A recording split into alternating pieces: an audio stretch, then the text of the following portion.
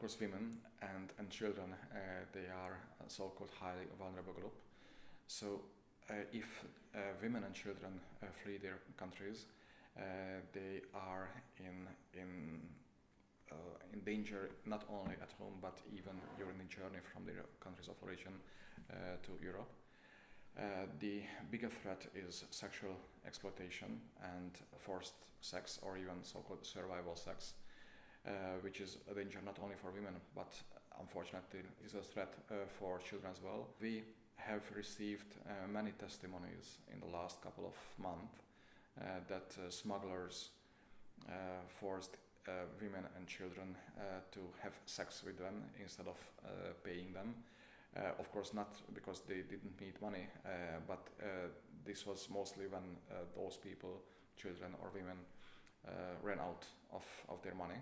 So instead of money, of course, they had nothing else to offer but sexual relationship.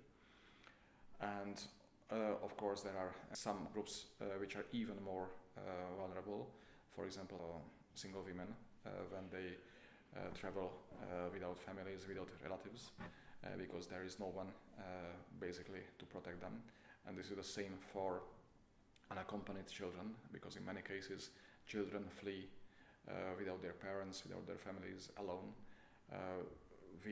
In most of the cases, of course, we are talking not about children of 4, 5, 6 years of age, but young teenagers, 12, 13, 14 years old teenagers, and they are extremely vulnerable as well.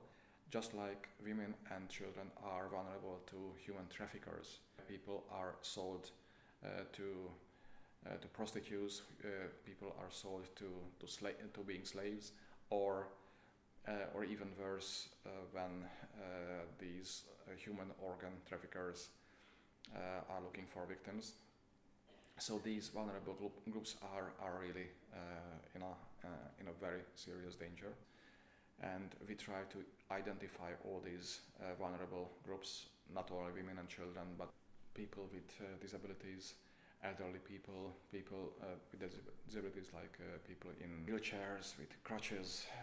Sometimes people coming from war zones have already problems because they lost one of their legs or their arms. Of course, there are pregnant mothers, families with many children, 5, 6, 7 children, or there can be all kinds of other problems which make people vulnerable in a refugee situation. So we are there to identify them, and we are there to assist them.